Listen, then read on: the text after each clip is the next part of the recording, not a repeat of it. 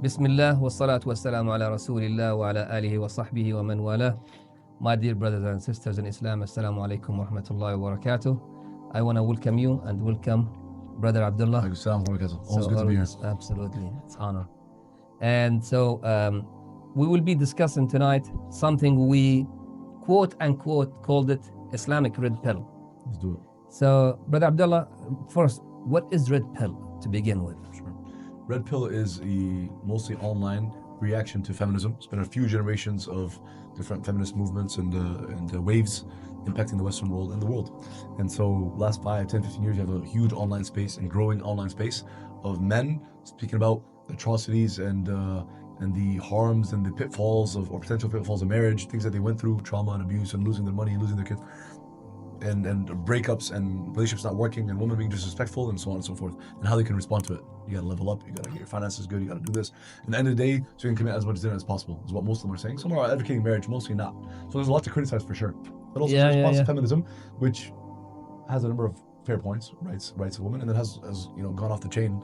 And feminism has obviously elements that we disagree with as Muslims as well. And these people are responding to each other. They're both non-Muslim ideologies, but yeah, let's get into it. Interesting, because feminism, while from the outside they say it's for women's rights, but when you look at what they're advocating and what they're calling for, sure, it's really not for women. It's against them. It's destroying most part. It destroys women and their future. So basically, you're saying that Red Pill goes against feminism. So those two movements like going against each other. And neither of them's on point. But gotcha. There's an opportunity for Muslims to show the world like we're also human. We're far from perfect. We also have divorce. We also have family issues. We also have domestic violence. We have everything. But we actually have real life solutions because there's rules that come from God on how men and women should act. Starting with the first point, that Allah says very clearly, directly, explicitly in the Quran, men and women are not the same. Yes. It's a good starting point. Yes. Because I growing up in an American schooling system and an education system and a society that said, in social media that says, men and women are the same, they're equal, etc. No. Talking about the differences is healthy and important. So you can know, how can you have a relationship when you don't understand your differences and strengths and weaknesses and roles? If they were equal, we would have problems. So they're not. We're not the same. So we're already starting off the wrong foundation by not talking about the differences. But then at the same time, Red Pill, they advocate, or they always recommend to never marry a woman who had children. They say, you want to raise somebody else's children, they're not just your responsibility. You're not a real man. Yeah. Why would you waste your resources on somebody else's, do you agree man? Do you agree with that? With when she was just having fun, and then now she comes to you with children. Do you agree with that? I have details to go over. Number one is, are these children from previous marriages or wedlock? Because or out of wedlock. Yeah, out of wedlock. And you just distinguishing the two. So if it's a previous marriage, I could work with that. Okay. But if it's she was partying and she doesn't know who's the father, I can't deal with that. I can't bring something like this into my household and take care of it. And that's your prerogative, yeah. I mean, imagine she comes. I marry a woman with children, like 2 or 3, for 3 baby daddy. 3 baby daddies. Yeah. So and then she and I have more children together, and then you're gonna have baby mama drama. Yes. So I can't deal with that. I personally cannot deal with that. I think it's a good time to mention the fact that men are definitely not all going to agree on this, right? And there's definitely, people have their preferences. Men have their preferences, women have their preferences. But the Prophet Muhammad sallallahu alaihi wasallam, who's the best man to have ever lived, had about 11 wives that he married at different points in his life, like total 11 different women that he married. And as far as we know, only one of them was never previously married or engaged, etc. Only one. So he definitely did not have, you could say, a red line. He definitely didn't have it as a red flag or as a deal breaker for women to have had a previous relationship or marriage and so on. These were divorcees, widows, single mothers, I believe. Yeah. So he said that as an example. He did not require us to do so. But in fact, there's a time where there's a famous hadith where he encouraged a young companion to marry a young lady. They're both virgin. They can have fun, enjoy each other, learn and grow together. And he said it's a beautiful thing. So he's clearly showing us that our religion is quite wide on some of these topics. But also, if someone wants to come forth with like this new modern religion that says single mothers, they need to be shamed and banned and attacked and stuff like that, or mistreated, they say recreational use only, which means basically taking advantage of her. Stay away from her if you don't want to marry her, but taking advantage of her is disgusting. You wouldn't want someone to do that to your daughter, your wife, your mother. Also, red pill. What they say, you don't have to get married. You can live together without marriage. But of course, in Islam, that is a big no-no. We can't do that. Yeah. No touching before marriage. No being alone with someone before marriage. You gotta be professional and serious about marriage. Also, on the topic of single mothers or a woman who's not virgin, there was a story from Islamic history.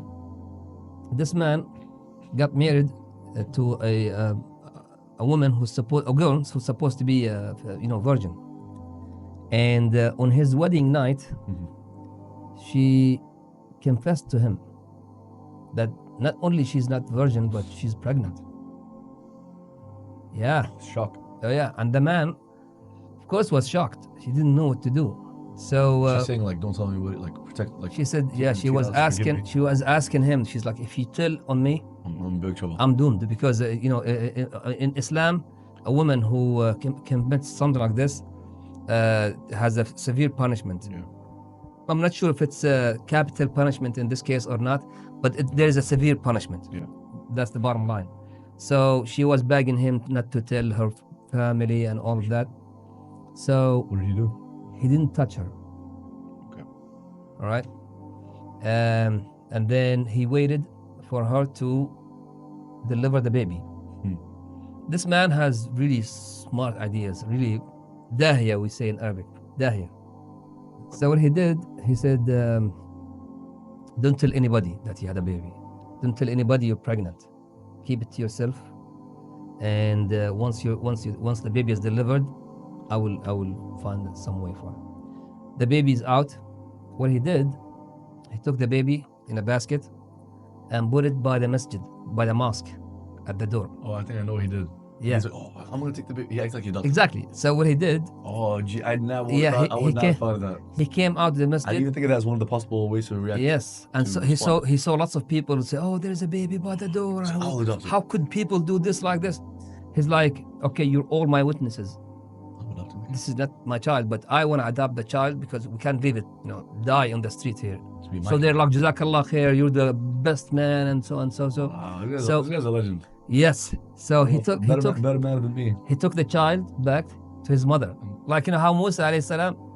So he took the child back to his mother, and he said, "Listen, everybody knows that this is not my child, and they also know that this is not your child, but you're adopting the child to raise it. I will wait a little bit time, and then I will divorce you, and you go to your family with the child. Okay. So you're out of my life, but you're not destroyed." Oh. Everybody will look up to you like, "Oh, she's a good woman. She got married and she adopted the child." He's not taking care of this.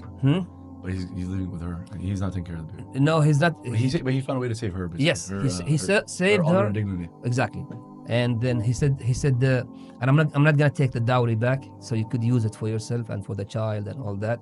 I think he creative middle path solution. Yes, that's what it's called. He gave her what she needs to be able to survive alone while she get married again. At the same time, her family didn't look at her any differently. So this guy cannot be red pill. He is definitely not red pill.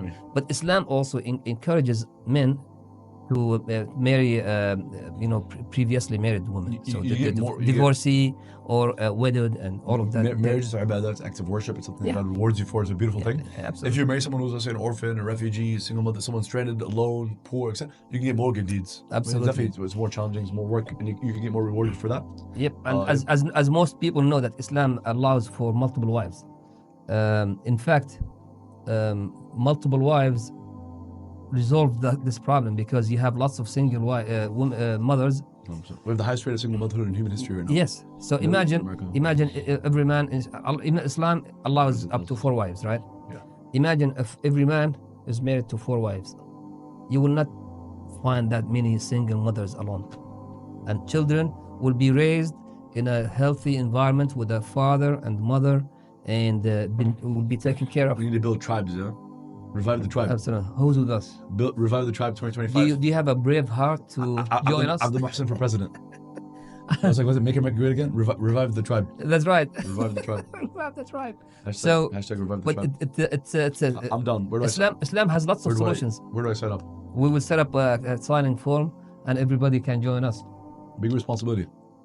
Hey, we'll figure out a way to make it doable. Set the goal and work towards it. I love it. Do you have anything to add to this? Do you have any more points to? I'm good. You're good. Jazakallah. Yeah. How about this? Sheikh pill, not the blue pill, not the red pill. Sheikh pill. Sheikh pill. All right. This is Sheikh pill announcement. It's the Sheikh pill podcast. This is for all those who are looking to have multiple wives. Get in touch with me, and we'll make it happen, inshallah. Jazakumullah khair for watching. And may Allah reward you. Assalamu alaikum wa rahmatullahi wa barakatuh. Jazakallah khair, Brother Abdullah. My honor. Assalamu alaikum.